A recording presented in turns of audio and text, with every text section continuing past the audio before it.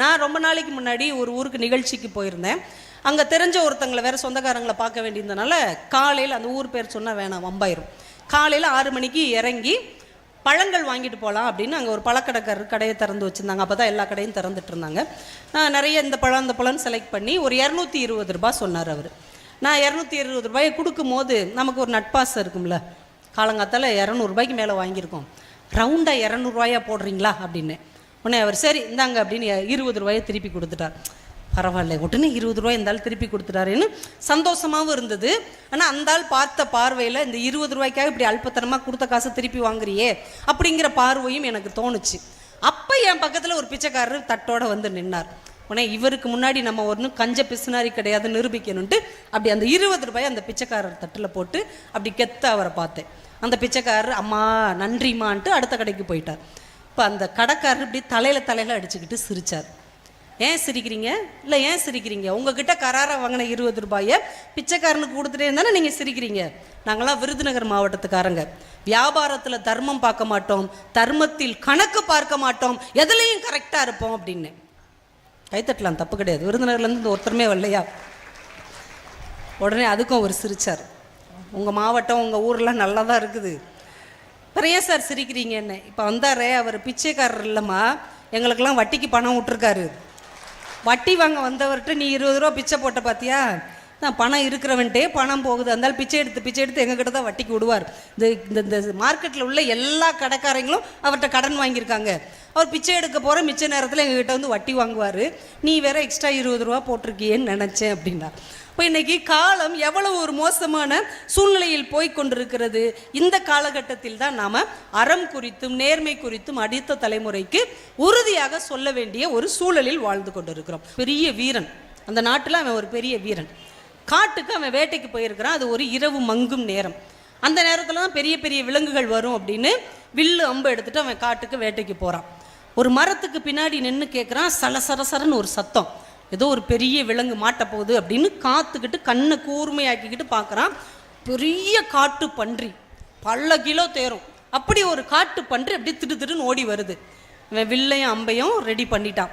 இன்னைக்கு ஒரே அம்புல இவ்வளோ பெரிய காட்டு பன்றியை நம்ம வீழ்த்த போகிறோம் அப்படின்னு ரெடியாக இருக்கிறான்.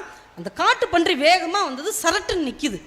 இவன் ஒரு மரத்துக்கு பின்னாடி இருக்கிறான். மரத்துக்கு அந்த பக்கம் காட்டு பன்றி அப்படி நிற்கிது. அதோடைய காதெல்லாம் அப்படி விரைக்குது. அது எதையோ கவனிக்குது. எதை கவனிக்குதுன்னு இவன் அமைதியாக அப்படியே பார்த்துட்டே இருக்கிறான். சுற்றி முற்றி இந்த பன்றி யாராவது வர்றாங்களான்னு பார்க்குது. ஏதாவது சத்தம் கேட்குதான்னு நுட்பமாக கவனிக்குது. இவன் அப்படியே மூச்சு அடக்கிக்கிட்டு அமைதியாக இருக்கிறான். அப்புறம் இது திரும்பி பார்த்து ஏதோ ஒரு சிக்னல் கொடுக்குது, ஊன்னு ஒரு சத்தம் கொடுக்குது. உடனே பின்னாடி இதோடைய மனைவி காட்டு பன்றி, இதோடைய குட்டிகள் ஒரு 7-8 குட்டிகள் அப்படியே வருது. அதை தொடர்ந்து 2-3 பன்றிகள்லாம் வருது. அவங்கெல்லாம் போகிற வரைக்கும் இது அப்படியே நின்று காவல் காத்துட்டு அவங்க எல்லாம் போன உடனே இது அடுத்த ஸ்டெப்பு நடக்குது. இப்போ இந்த வீரன் நினைக்கிறான், இந்த காட்டு பன்றியை நம்ம கொல்லக்கூடாது. ஏன்னா இவனும் நம்மை போல ஒரு வீரன் தான். நாம் போர்க்களத்துக்கு போகும்போது நம்முடைய தேசத்துக்கு எந்த ஆபத்தும் வந்துவிடக்கூடாது, நம்முடைய பிள்ளை குட்டிகளுக்கு எந்த ஆபத்தும் வந்துவிடக்கூடாதுன்னு எவ்வளவு கவனமாக நின்று போரிடுவோமோ அதே கவனத்தோடு இந்த காட்டிப்பன்றி தலைவன் தன்னுடைய இனத்தை காப்பாற்றுகிறான் இல்லையா? இவன் என் இனம், என் இனமடா நீன்னு ஒரு படத்தில் சொல்லுவாங்கள்ல, இவனும் என்னை போல ஒரு போர் வீரன் தான். ஒரு போர் வீரனை இன்னொரு போர் வீரன் மறைவிடத்திலிருந்து தாக்கக்கூடாது என்று அவன் அப்படியே நின்றுவான். அந்த காட்டுப்பன்றி போயிடும். இப்போ அந்த காலத்தில் தனக்கு தேவை என்று தான் வேட்டையாட போகிறான். நமக்கு பசிக்குது, நம்ம சாப்பிடணும், அதுக்காகத்தான் வேட்டையாட போகிறோம். ஆனால் அடுத்த வேளைக்கு உணவு கிடைக்காமல் போனால் கூட ஒரு தர்மத்தின் பக்கம் நிற்காமல் நாம் செயல்படக்கூடாது, அறத்தின் பக்கம்தான் நிற்க வேண்டும் என்று கற்றுக் கொடுத்த தமிழ் மண் நம்முடைய மண்.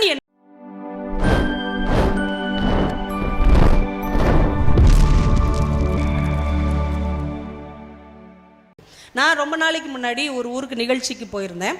அங்கே தெரிஞ்ச ஒருத்தங்களை வேறு சொந்தக்காரங்களை பார்க்க வேண்டியிருந்தனால காலையில், அந்த ஊர் பேர் சொன்னால் வேணாம் வம்பாயிரும், காலையில் 6 மணிக்கு இறங்கி பழங்கள் வாங்கிட்டு போகலாம் அப்படின்னு அங்கே ஒரு பழக்கடைக்காரர் கடையை திறந்து வச்சுருந்தாங்க. அப்போ தான் எல்லா கடையும் திறந்துட்டு இருந்தாங்க.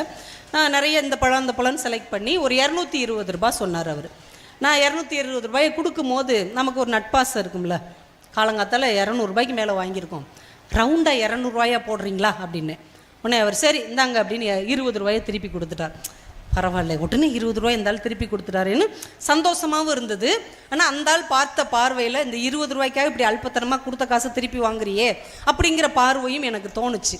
அப்போ என் பக்கத்தில் ஒரு பிச்சைக்காரர் தட்டோட வந்து நின்னார். உடனே இவருக்கு முன்னாடி நம்ம ஒன்றும் கஞ்ச பிசுனாரி கிடையாது நிரூபிக்கணுன்ட்டு அப்படி அந்த 20 ரூபாய் அந்த பிச்சைக்காரர் தட்டில் போட்டு அப்படி கெத்த அவரை பார்த்தேன். அந்த பிச்சைக்காரர் அம்மா நன்றிம்மான்ட்டு அடுத்த கடைக்கு போயிட்டார். இப்போ அந்த கடைக்காரர் இப்படி தலையில் அடிச்சுக்கிட்டு சிரித்தார். ஏன் சிரிக்கிறீங்க? இல்லை ஏன் சிரிக்கிறீங்க? உங்ககிட்ட கராராக வாங்கின 20 ரூபாயை பிச்சைக்காரனுக்கு கொடுத்துட்டே இருந்தானே நீங்கள் சிரிக்கிறீங்க. நாங்களாம் விருதுநகர் மாவட்டத்துக்காரங்க, வியாபாரத்தில் தர்மம் பார்க்க மாட்டோம், தர்மத்தில் கணக்கு பார்க்க மாட்டோம், எதுலேயும் கரெக்டாக இருப்போம் அப்படின்னு. கைத்தட்டலாம், தப்பு கிடையாது. விருதுநகர்லேருந்து ஒருத்தருமே வரலையா? உடனே அதுக்கும் அவர் சிரித்தார். உங்கள் மாவட்டம் உங்கள் ஊரெலாம் நல்லா தான் இருக்குது, அப்புறம் ஏன் சார் சிரிக்கிறீங்கன்னு. இப்போ வந்தாரே அவர் பிச்சைக்காரர் இல்லைம்மா, எங்களுக்கெல்லாம் வட்டிக்கு பணம் விட்டுருக்காரு.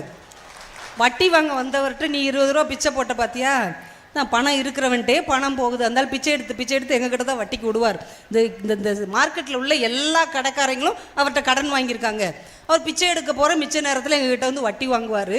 நீ வேற எக்ஸ்ட்ரா 20 ரூபா போட்டிருக்கியேன்னு நினச்சேன் அப்படின்னா. இப்போ இன்றைக்கி காலம் எவ்வளவு ஒரு மோசமான சூழ்நிலையில் போய் கொண்டிருக்கிறது. இந்த காலகட்டத்தில் தான் நாம் அறம் குறித்தும் நேர்மை குறித்தும் அடுத்த தலைமுறைக்கு உறுதியாக சொல்ல வேண்டிய ஒரு சூழலில் வாழ்ந்து கொண்டிருக்கிறோம். ஒரு சின்ன கவிதை கூட ஒரு பெரிய ஆச்சரியத்தை உருவாக்கும். இது எலெக்ஷன் வர்ற நேரம், சும்மா ஒரு குட்டி கவிதை தான் சொல்கிறேன். பாண்டியான்னு ஒருத்தர் எழுதியிருக்கிறார். அரசியல்வாதிகளின் கண்களுக்கு, இப்போ எல்லாருக்கும் ஒவ்வொரு வீடு இருக்கும், எல்லாருக்கும் ஓட்டு வீடு இருக்கும், கூரை வீடு இருக்கும், பங்களா வீடு இருக்கும், அப்படிலாம் இருக்கும்ல. அவர் சொல்றார், அரசியல்வாதிகளின் கண்களுக்கு அனைத்து வீடுகளும் ஓட்டு வீடுகள் தான். அரசியல்வாதிகளின் கண்களுக்கு அனைத்து வீடுகளுமே ஓட்டு வீடுகள் தான். ஏன்னா எல்லார் வீட்லையுமே ஓட்டு இருக்குல்ல, அதனால எல்லா வீடுமே ஓட்டு வீடுகள். ஒரு சின்ன ஒரு வார்த்தை ஜாலம் தான், ஆனால் அது இந்த சூழ்நிலைக்கு எவ்வளவு பெரிய ஆச்சரியத்தை நமக்கு தந்துவிட்டு போகிறது. பெரிய மனிதர்கள் கூட பணத்தால் எதையும் சாதித்து விட முடியும், பணத்துக்காக எவ்வளவு வேணாலும் இறங்கி வரவோம் அப்படின்னு ஒரு வாழ்ந்து கொண்டிருக்கிற ஒரு காலகட்டத்தில் எளிய மனிதர்கள் எவ்வளவு அறத்தோடு இருக்கிறாங்க. இப்போ சமீபத்தில் எல்லாரும் கூப்பிட்டு அந்த அம்மாவை பாராட்டிட்டு இருக்கிறாங்க. சூப்பர் ஸ்டார் அவங்கள கூப்பிட்டு கட்டி பிடிச்சி அவங்களுக்கு தங்கச்சங்கிலி பரிசு கொடுத்துருக்கிறார். நம்ம அரசாங்கம் அவங்கள கூப்பிட்டு 1 லட்சம் ரூபாய் பரிசு கொடுத்துருக்குறாங்க. அஞ்சல் துறை அவங்களுடைய புகைப்படத்தை அஞ்சல் வெளியிடுது. யார் அவங்க? தூய்மை பணியாளர் பத்மா அம்மா. இப்போ பத்மாங்கிற பேர் தான் அவ்வளவு ஃபேமஸ். அவங்க என்ன செஞ்சாங்க? அவங்க வேலையை செஞ்சாங்க.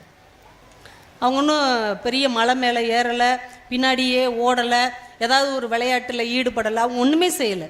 அவங்க வேலையை அவங்க செஞ்சாங்க. வேலை செய்யும் போது அவங்களுக்கு சம்மந்தமில்லாத ஒரு பொருள் வந்தால் அதை என்ன செய்யணும்? கொண்டு போய் காவல்துறையில் ஒப்படைக்கணும். அவங்க வேலையை தான் செஞ்சாங்க, அவங்க கடமையை தான் செஞ்சாங்க. இன்றைக்கு வாழுகிற காலகட்டத்தில் தன் கடமையை செய்வதே ஒரு பெரிய சாதனையாக மாறிவிட்டது. இதைத்தான் நாங்கள் எல்லாருமே செய்யணும். ஆனால் ஏன் இதை நம்ம பெருசாக கொண்டாடுறோம்? மிகப்பெரிய மனிதர்கள் கூட ரோட்டில் ஒரு 100 ரூபாய் கிடக்குதுன்னா ஓடி போய் அது மேலே அப்படியே காலை வச்சுக்கிட்டு 1.5 மணி நேரம் நிற்பார். இந்த 100 ரூபாயை யாருக்கும் தெரியாமல் தான் எடுத்துக்கணும். பார்த்தா அவர் பெரிய பணக்காரராக இருப்பார், பெரிய கோடீஸ்வரராக இருப்பார். எனக்கு நிம்மதியே இல்லைங்க. ஏன் சார்? பணம் இருக்குது, நிம்மதியே இல்லை. ஏன் சார் இல்லை? அதாங்க எனக்கு தெரியல. பணம் இருக்குது, நிலம் இருக்குது, 1க்கு 4 கார் இருக்குது, ஆனால் நிம்மதியே இல்லை. என்ன தான் பண்ண போகிறீங்க? ரொம்ப ப்ரெஷர் அதிகமாயிருச்சு. சரி, ஆஸ்பத்திரிக்கு போக போகிறேன். சரி, நான் வச்சுருக்கிற அந்த காப்பீட்டு கவர்மெண்ட்டில் கொடுத்த அந்த காப்பீடு அட்டை செல்லுமான்னு தெரியலை, அதுக்கு தான் போய்கிட்டு இருக்கேன் அப்படிம்பா. ஏன்னா கோடியாக பணம் வச்சிருக்கிறேன்ல, காசு இருக்கிற ஆஸ்பத்திரிக்கு போகலாம்ல. ஏழை எளியவர்களுக்கு உரிய காப்பீட்டு திட்டத்தில் தான் இவர் போவாராமா. ஏன்னா அவருக்கு காசு இருக்குது, நிம்மதியே இல்லை. இப்போ மிகப்பெரிய உயரத்தில் பெரிய செல்வம் வைத்திருப்பவர்கள் கூட இன்னொரு இடத்திலிருந்து இலவசமாக பணம் கிடைக்கிறது என்றால் அதற்காக ஓடி போய் நிற்கக்கூடிய ஒரு காலகட்டத்தில் தன் வாழ்க்கையில் கற்பனையே செய்ய முடியாத ஒரு செல்வம் யாருக்கும் தெரியாமல் மடி மீது வந்து விழுந்தால் கூட இது எனக்கு உரியது அல்ல, எனக்கு உரிய பொருள் ஒரு நொடி கூட என் கையில் இருக்கக்கூடாது என்று காவல்துறையில் கொடுத்தாங்கல்ல, அவங்க பெரிய சாதனையாளராகத்தான் நமக்கு தோணுவாங்க. ஏன்னா காலம் அப்படி மாறிடுச்சு. இந்த 2-3 நாளில் பார்க்குறேன், ஆச்சரியமாக இதே செய்தி தான். தங்கம் 1 கிராம் இவ்வளோ போயிடுச்சு. கேட்குறதுக்கே பயமாக இருக்குது. இனிமேல் நம்மளாம் தங்கமே வாங்கக்கூடாது அதை பற்றி நினச்சே பார்க்கக்கூடாதுன்னு நம்ம நினச்சிக்கிட்டு இருக்க நேரத்தில் தான் புதுச்சேரியில் 25 பவுனை யாரோ போட்டாங்கன்னு தூய்மை பணியாளர் எடுத்துகிட்டு போகிறாங்க. 2 நாளைக்கு முன்னாடி வேலூரில் யாரோ 10 பவுனை போட்டாங்கன்னு எடுத்துகிட்டு போகிறாங்க. 4 நாளைக்கு முன்னாடி 35 பவுனை யாரோ போட்டு போயிட்டாங்க, ரயில்வே ஸ்டேஷனில் தூத்துக்குடியில் போட்டு போயிட்டாங்கன்னு ஒரு அம்மா எடுத்துகிட்டு போய் கொடுக்குறாங்க. எவ்வளோ ஆச்சரியமாக இருக்குது. தங்கத்தின் விலை ஏற ஏற மனிதர்களுடைய மனசு தங்கமாக மாறிக்கொண்டிருக்கிறது என்பது இந்த மாதிரி செய்திகளை பார்க்கும்போது எளிய மனிதர்களுடைய அறம் நிச்சயமா நம்ம வாழ்க்கையில ஒரு மாற்றத்தை, அடுத்த தலைமுறையின் வாழ்க்கையில் ஒரு சிந்தனைத்துவத்தை ஏற்படுத்தும் அப்படிங்கிற ஒரு நம்பிக்கை நமக்குள்ளே வருகிறது. இன்னும் கொஞ்ச நேரத்தில் ஒரு 2-3 சொல்லி முடிச்சிடுறேன். நம்ம சங்க இலக்கியம் கூட அதைத்தான் கற்றுக் கொடுக்கிறது. நாம் ரொம்ப ஆளுமை உள்ளவங்களாக இருக்கலாம், ஆனால் அறம் சார்ந்த பார்வையில் தான் எந்த ஒரு விஷயத்தையும் கவனிக்க வேண்டும் என்று சங்க இலக்கியத்தில் ஒரு அழகான ஒரு குட்டி பாடல். ஒரு தலைவி தோழிக்கிட்ட தலைவனை பற்றி சொல்கிறாங்க. தலைவன் எப்படிப்பட்டவன் தெரியுமா, நீ அவனை நம்பி காதலிச்சிட்டியே அப்படின்னு இவ கேட்கும் போதே அவன் எப்படிப்பட்டவன் தெரியுமா, ஒரு நாள் அவன் வேட்டைக்கு போயிருக்கிறான். அவன் பெரிய வீரன், அந்த நாட்டில் அவன் ஒரு பெரிய வீரன். காட்டுக்கு அவன் வேட்டைக்கு போயிருக்கிறான். அது ஒரு இரவு மங்கும் நேரம். அந்த நேரத்தில் தான் பெரிய பெரிய விலங்குகள் வரும் அப்படின்னு வில்லு அம்பு எடுத்துகிட்டு அவன் காட்டுக்கு வேட்டைக்கு போகிறான். ஒரு மரத்துக்கு பின்னாடி நின்று கேட்குறான். சலசரசரன்னு ஒரு சத்தம், ஏதோ ஒரு பெரிய விலங்கு மாட்ட போகுது அப்படின்னு காத்துக்கிட்டு கண்ணை கூர்மையாக்கிக்கிட்டு பார்க்குறான். பெரிய காட்டு பன்றி, பல கிலோ தேரும். அப்படி ஒரு காட்டு பன்றி அப்படி திடுன்னு ஓடி வருது. இவன் வில்லையும் அம்பையும் ரெடி பண்ணிட்டான். இன்னைக்கு ஒரே அம்புல இவ்வளோ பெரிய காட்டு பன்றியை நம்ம வீழ்த்த போகிறோம் அப்படின்னு ரெடியாக இருக்கிறான். அந்த காட்டு பன்றி வேகமாக வந்தது, சரட்டுன்னு நிற்கிது. இவன் ஒரு மரத்துக்கு பின்னாடி இருக்கிறான். மரத்துக்கு அந்த பக்கம் காட்டு பன்றி அப்படி நிற்கிது. அதோடைய காதெல்லாம் அப்படி விரைக்குது. அது எதையோ கவனிக்குது.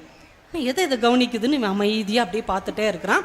சுற்றி முற்றி இந்த பன்றி யாராவது வர்றாங்களான்னு பார்க்குது. ஏதாவது சத்தம் கேட்குதான்னு நுட்பமாக கவனிக்குது. இவன் அப்படியே மூச்சு அடக்கிக்கிட்டு அமைதியாக இருக்கிறான். அப்புறம் இது திரும்பி பார்த்து ஏதோ ஒரு சிக்னல் கொடுக்குது, ஊன்னு ஒரு சத்தம் கொடுக்குது. உடனே பின்னாடி இதோடைய மனைவி காட்டு பன்றி, இதோடைய குட்டிகள் ஒரு 7-8 குட்டிகள் அப்படியே வருது. அதை தொடர்ந்து 2-3 பன்றிகள்லாம் வருது. அவங்கெல்லாம் போகிற வரைக்கும் இது அப்படியே நின்று காவல் காத்துட்டு அவங்க எல்லாம் போன உடனே இது அடுத்த ஸ்டெப்பு நடக்குது. இப்போ இந்த வீரன் நினைக்கிறான், இந்த காட்டு பன்றியை நம்ம கொல்லக்கூடாது. ஏன்னா இவனும் நம்மை போல ஒரு வீரன் தான். நாம் போர்க்களத்துக்கு போகும்போது நம்முடைய தேசத்துக்கு எந்த ஆபத்தும் வந்துவிடக்கூடாது, நம்முடைய பிள்ளை குட்டிகளுக்கு எந்த ஆபத்தும் வந்துவிடக்கூடாதுன்னு எவ்வளவு கவனமாக நின்று போரிடுவோமோ அதே கவனத்தோடு இந்த காட்டிப்பன்றி தலைவன் தன்னுடைய இனத்தை காப்பாற்றுகிறான் இல்லையா. இவன் என் இனம், என் இனமடா நீன்னு ஒரு படத்தில் சொல்லுவாங்கள்ல, இவனும் என்னை போல ஒரு போர் வீரன் தான். ஒரு போர் வீரனை இன்னொரு போர் வீரன் மறைவிடத்திலிருந்து தாக்கக்கூடாது என்று அவன் அப்படியே நின்றுவான். அந்த காட்டுப்பன்றி போயிடும். இப்போ அந்த காலத்தில் தனக்கு தேவை என்று தான் வேட்டையாட போகிறான். நமக்கு பசிக்குது, நம்ம சாப்பிடணும், அதுக்காகத்தான் வேட்டையாட போகிறோம். ஆனால் அடுத்த வேளைக்கு உணவு கிடைக்காமல் போனால் கூட ஒரு தர்மத்தின் பக்கம் நிற்காமல் நாம் செயல்படக்கூடாது, அறத்தின் பக்கம்தான் நிற்க வேண்டும் என்று கற்றுக் கொடுத்த தமிழ் மண் நம்முடைய மண் என்பதால் இன்றைக்கும் இங்கே அறம் வாழ்ந்து கொண்டிருக்கிறது என்பதை நாம் நம்பித்தான் ஆக வேண்டும். ஏன்னா நான் ரொம்ப வருஷத்துக்கு முன்னாடி இங்கே திருவள்ளுவர் மன்றத்துக்குலாம் நாங்கள் பேச வருவோம். ஒரு நாள் பேசி முடிச்சுட்டு ரொம்ப லேட் ஆயிடுச்சு. சாப்பிட்டுட்டு போயிடலாம் அப்படின்னு பஸ் ஸ்டாண்டு பக்கத்துலேயோ ஏதோ ஒரு இடத்துல ஒரு தட்டு கடை தான், கணவன் மனைவி வச்சு நடத்துவாங்கள்ல, ஒரு தட்டு கடை, சின்ன கடை தான். ஹஸ்பண்ட் அண்ட் ஒய்ஃப் தான் அங்கே வந்து வேலை பார்க்குறாங்க. அவங்களே இட்லி தோசை மட்டும்தான் போடுறாங்க, சாம்பார் ஒரே ஒரு சட்னி தான். நாங்கள் சாப்பிட போய் உட்காந்துருக்கோம். எங்கள் பக்கத்தில் ஒரு கணவன் மனைவி ஒரு 5 வயசு குழந்தை வந்து உட்காந்துருக்குறாங்க. எல்லாம் சாப்பிட்டுட்டு அவங்களே போய் பில்லை சொல்லணும். நாங்கள் சொல்கிறோம், நான் 4 இட்லி, இந்த அக்கா 4 இட்லி, உன்னை எழுதி இவ்வளோ ரூபான்றாங்க, கொடுத்துட்டோம். இப்போ அந்த கணவன் மனைவி அவங்க மகளோட வர்றாங்க. அந்த ஆள் சொல்கிறாரு, நான் 3 தோசை சாப்பிட்டேன், என் ஒய்ஃப் ஒரு 4 தோசை சாப்பிட்டாங்க, பாப்பா 2 இட்லி. உடனே அவர் பில் எழுதி கொடுக்குறாரு. அவர் வாங்கி செக் பண்ணுறாரு, பாப்பா சாப்பிட்ட இட்லியை நீங்கள் எழுதலையே அப்படிங்கிறார். அந்த கடைக்கார ஐயா சொல்கிறாரு, என்னங்க 5 வயசு பிள்ளை என்ன சாப்பிட்ற போகுது, இந்த பிள்ளைக்கெல்லாம் புல்லு போட்டு தான் நாங்கள் வாழணும்னு ஒன்றும் அவசியம் இல்லை, சின்ன குழந்தை தானே, சாப்பிட்டு போட்டுங்க, இன்னும் 2 இட்லி கூட சாப்பிடும். நீங்கள் பெரிய பெரிய 5 ஸ்டார் ஹோட்டலில் கூட நீங்கள் ஒரு தண்ணி எக்ஸ்ட்ரா வாங்கினீங்கனாலோ, குழந்தைகளுக்கு ஒரு பால் புட்டியில் வாங்கினீங்கன்னா கூட அதுக்கு 100 ரூபாய் 200 ரூபாய் பில்லு போடுற ஒரு காலகட்டம். ஆனால் இன்றைக்கும் நம்ம தெற்கு பகுதிகளில் எளிய கிராமத்தில் சின்ன வருமானம் பார்க்கிற மனிதர்கள் மனித நேயத்தோடு வாழ்வதுதான் உண்மையான அறம் சார்ந்த வாழ்க்கை என்பதை எந்த புத்தகத்திலும் படிக்காமலேயே வாழ்ந்து கொண்டிருக்கிறார்கள். வாழ்க்கை என்பதை புத்தகத்தில் மட்டுமல்ல, இது மாதிரி நல்ல மனிதர்களுடைய வாழ்க்கையிலிருந்தும் நாம் கற்றுக்கொள்ள வேண்டும். ஒரு நாள் ஒரு பேங்க்குக்கு நாங்கள்லாம் போய் வரிசையில் நின்றுட்டு இருந்தோம். ரொம்ப கூட்டமாக இருந்தது. ஒரு பெரியவர் மட்டும், எங்கள் லஞ்ச் டைம் ஆயிடுச்சு, சீக்கிரம் என்னை முடிச்சு விடுங்க, நான் என் ஒய்ஃபுக்கு சாப்பாடு கொடுக்கணும் அப்படின்னார். ஒய்ஃபுக்கு வேணும் சாப்பாடு ஊட்டணும் அப்படின்னார். ஒய்ஃபுக்கு சாப்பாடு ஊட்டுறீங்களா? என்ன சார்? ஆமாங்க, அவளுக்கு 2 வருஷமாக கொஞ்சம் ஒரு மாதிரி ஆயிட்டா, அல்சீமர் மாதிரி எல்லா நினைவும் இழந்துருச்சு. என்னையவே அவளுக்கு அடையாளம் தரல, பிள்ளைங்கள அடையாளம் தரல, அதனால் ஹாஸ்பிட்டலில் வச்சு பார்த்துட்ருக்கோம். சாப்பாடு மட்டும் நான் ஊட்டி விட்டுட்டு வந்துடுவேன். 12:30க்கு மேலே ஆயிடுச்சு, அவளுக்கு பசிக்கும், கொஞ்சம் என்னை முடிச்சு விட்டிங்கன்னா நான் போய் சாப்பாடு ஊட்டிடுவேன். இந்த கிளர்க்கு ஐயா சொன்னார், ஏங்க அவங்களுக்கு தான் நினைவில்லைன்னு சொல்கிறீங்க, யார் பக்கத்தில் இருக்கானே அவங்களுக்கு தெரியாதுன்னு சொல்கிறீங்க, இப்போ நீங்கள் போகலைன்னா யார் சாப்பாடு கொடுப்பா? அது நர்ஸு கொடுத்துருவாங்க. அந்த நர்ஸம்மா கரெக்டாக சாப்பாடு 1 மணிக்குள்ளே கொடுத்துருவாங்க. பிறகு கொடுத்துருவாங்கல்ல, வேற என்ன நீங்கள் கொடுக்குறீங்களா நர்ஸு கொடுக்குறீங்களாங்கிறது உங்கள் மனைவிக்கு தான் நினைவில் இருக்காதுல்ல, பிறைய பதட்டப்படுறீங்க. அந்த பெரிய மனிதர் சொன்னார், அவளுக்கு நினைவு இருக்காது, எனக்கு நினைவு இருக்குல்லங்க. அவள் தான் என் மனைவி, அவளுக்கு நான் சாப்பாடு கொடுக்கணும். கிட்டத்தட்ட 50 வருஷம் அவள் என்னைய பார்த்துக்கிட்டா, இந்த 2 வருஷமாவது நான் அவளை பார்த்துக்கணும்னு ஒரு தார்மீக கடமை எனக்கு இருக்கிறது என்று நான் நம்புகிறேன் இல்லையா? எனக்கு நினைவு இருக்கிற வரைக்கும் நான் அவளுக்கு என்னுடைய கடமையை செய்யத்தான் செய்வேன் என்று சொன்னார். என் இனிய பெரியவர்களே, ஒரு சொல் கேளீர் என்கின்ற இந்த உரையின் மூலமாக நாம் கற்றுக்கொள்ள வேண்டியது, சக மனிதர்கள் தளரும் போது, சக மனிதர்கள் மனசு சோர்ந்து அமரும் போது, சக மனிதர்கள் தன்னுடைய உயிரை ஏதோ ஒரு எல்லையில் தனியாக வைக்கும்போது, நான் இருக்கிறேன் என்கின்ற ஒரு ஒற்றை சொல்லின் மூலமாக அவர்களை உயிர்ப்பிப்பதுதான் மனிதனாக நாம் பிறந்த ஒவ்வொருவரின் கடமை. அந்த ஒரு சொல்லை எந்த நாளும் நீங்கள் மறந்துவிடக்கூடாது. அந்த அத்தனை சொற்களும் நிரம்பிய ஒரு சேமிப்பு கிடங்காக ஒவ்வொரு புத்தகமும் இருக்கிறது.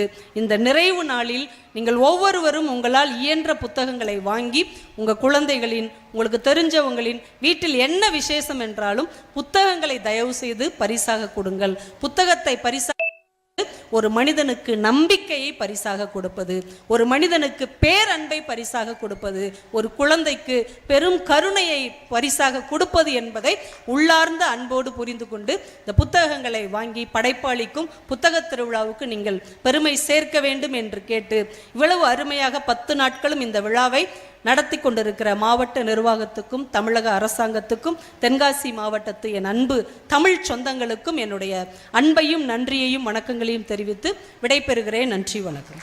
எண்ணி துணிக கருமன் துணிந்த பின் எண்ணுவ மென்ப திழுக்கு முயுவ விளக்க உரை செய்ய தகுந்த செயலையும் வழிகளை எண்ணிய பிறகே துணிந்து தொடங்க வேண்டும். துணிந்த பின் எண்ணி பார்க்கலாம் என்பது குற்றமாகும். சாலமன் பாப்பையா விளக்க உரை ஒரு செயலைச் செய்து முடிக்கும் வழியை அறிந்து தொடங்குக. தொடங்கிய பின் அது பற்றி எண்ணிக்கொள்வோம் என்பது குற்றம். கலைஞர் விளக்க உரை நன்றாகச் சிந்தித்த பிறகே செயலில் இறங்க வேண்டும். இறங்கிய பிறகு சிந்திக்கலாம் என்பது தவறு. எண்ணி துணிக கருமன் துணிந்த பின் எண்ணுவ மென்ப திழுக்கு முயுவ விளக்க உரை செய்ய தகுந்த செயலையும் வழிகளை எண்ணிய பிறகே துணிந்து தொடங்க வேண்டும். துணிந்த பின் எண்ணி பார்க்கலாம் என்பது குற்றமாகும். சாலமன் பாப்பையா விளக்க உரை ஒரு செயலைச் செய்து முடிக்கும் வழியை அறிந்து தொடங்குக. தொடங்கிய பின் அது பற்றி எண்ணிக்கொள்வோம் என்பது குற்றம். கலைஞர் விளக்க உரை நன்றாகச் சிந்தித்த பிறகே செயலில் இறங்க வேண்டும். இறங்கிய பிறகு சிந்திக்கலாம் என்பது தவறு. எண்ணி துணிக கருமன் துணிந்த பின் எண்ணுவ மென்ப திழுக்கு முயுவ விளக்க உரை செய்ய தகுந்த செயலையும் வழிகளை எண்ணிய பிறகே துணிந்து தொடங்க வேண்டும். துணிந்த பின் எண்ணி பார்க்கலாம் என்பது குற்றமாகும். சாலமன் பாப்பையா விளக்க உரை ஒரு செயலைச் செய்து முடிக்கும் வழியை அறிந்து தொடங்குக. தொடங்கிய பின் அது பற்றி எண்ணிக்கொள்வோம் என்பது குற்றம். கலைஞர் விளக்க உரை நன்றாகச் சிந்தித்த பிறகே செயலில் இறங்க வேண்டும். இறங்கிய பிறகு சிந்திக்கலாம் என்பது தவறு. எண்ணி துணிக கருமன் துணிந்த பின் எண்ணுவ மென்ப திழுக்கு முயுவ விளக்க உரை செய்ய தகுந்த செயலையும் வழிகளை எண்ணிய பிறகே துணிந்து தொடங்க வேண்டும். துணிந்த பின் எண்ணி பார்க்கலாம் என்பது குற்றமாகும். சாலமன் பாப்பையா விளக்க உரை ஒரு செயலைச் செய்து முடிக்கும் வழியை அறிந்து தொடங்குக. தொடங்கிய பின் அது பற்றி எண்ணிக்கொள்வோம் என்பது குற்றம். கலைஞர் விளக்க உரை நன்றாகச் சிந்தித்த பிறகே செயலில் இறங்க வேண்டும். இறங்கிய பிறகு சிந்திக்கலாம் என்பது தவறு. எண்ணி துணிக கருமன் துணிந்த பின் எண்ணுவ மென்ப திழுக்கு முயுவ விளக்க உரை செய்ய தகுந்த செயலையும் வழிகளை எண்ணிய பிறகே துணிந்து தொடங்க வேண்டும், துணிந்த பின் எண்ணிப் பார்க்கலாம் என்பது குற்றமாகும். சாலமன் பாப்பையா விளக்க உரை. ஒரு செயலைச் செய்து முடிக்கும் வழியை அறிந்து தொடங்குக. தொடங்கிய பின் அது பற்றி எண்ணிக்கொள்வோம் என்பது குற்றம். கலைஞர் விளக்க உரை. நன்றாகச் சிந்தித்த பிறகே செயலில் இறங்க வேண்டும், இறங்கிய பிறகு சிந்திக்கலாம் என்பது தவறு. எண்ணித் துணிக கருமன் துணிந்தபின் எண்ணுவ மென்ப திழுக்கு முயுவ விளக்க உரை. செய்யத் தகுந்த செயலையும் வழிகளை எண்ணிய பிறகே துணிந்து தொடங்க வேண்டும், துணிந்த பின் எண்ணிப் பார்க்கலாம் என்பது குற்றமாகும். சாலமன் பாப்பையா விளக்க உரை. ஒரு செயலைச் செய்து முடிக்கும் வழியை அறிந்து தொடங்குக. தொடங்கிய பின் அது பற்றி எண்ணிக்கொள்வோம் என்பது குற்றம். கலைஞர் விளக்க உரை.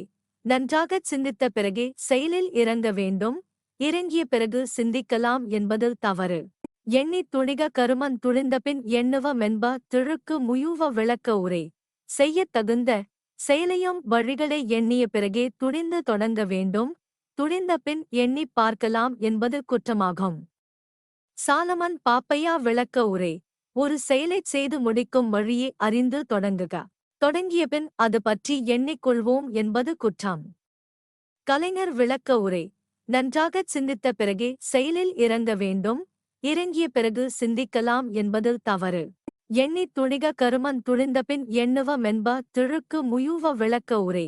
செய்யத் தகுந்த செயலையும் வழிகளை எண்ணிய பிறகே துணிந்து தொடங்க வேண்டும், துணிந்த பின் எண்ணிப் பார்க்கலாம் என்பது குற்றமாகும்.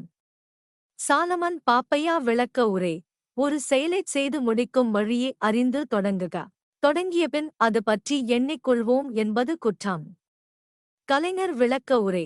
நன்றாகச் சிந்தித்த பிறகே செயலில் இறங்க வேண்டும், இறங்கிய பிறகு சிந்திக்கலாம் என்பது தவறு. எண்ணித் துணிக கருமன் துணிந்தபின் எண்ணுவ மென்ப திழுக்கு முயுவ விளக்க உரை. செய்யத் தகுந்த செயலையும் வழிகளை எண்ணிய பிறகே துணிந்து தொடங்க வேண்டும், துணிந்த பின் எண்ணிப் பார்க்கலாம் என்பது குற்றமாகும். சாலமன் பாப்பையா விளக்க உரை. ஒரு செயலைச் செய்து முடிக்கும் வழியை அறிந்து தொடங்குக. தொடங்கிய பின் அது பற்றி எண்ணிக்கொள்வோம் என்பது குற்றம். கலைஞர் விளக்க உரை. நன்றாகச் சிந்தித்த பிறகே செயலில் இறங்க வேண்டும், இறங்கிய பிறகு சிந்திக்கலாம் என்பது தவறு. எண்ணித் துணிக கருமன் துணிந்தபின் எண்ணுவ மென்ப திழுக்கு முயுவ விளக்க உரை. செய்யத் தகுந்த செயலையும் வழிகளை எண்ணிய பிறகே துணிந்து தொடங்க வேண்டும், துணிந்த பின் எண்ணிப் பார்க்கலாம் என்பது குற்றமாகும். சாலமன் பாப்பையா விளக்க உரை. ஒரு செயலைச் செய்து முடிக்கும் வழியை அறிந்து தொடங்குக. தொடங்கிய பின் அது பற்றி எண்ணிக்கொள்வோம் என்பது குற்றம். கலைஞர் விளக்க உரை.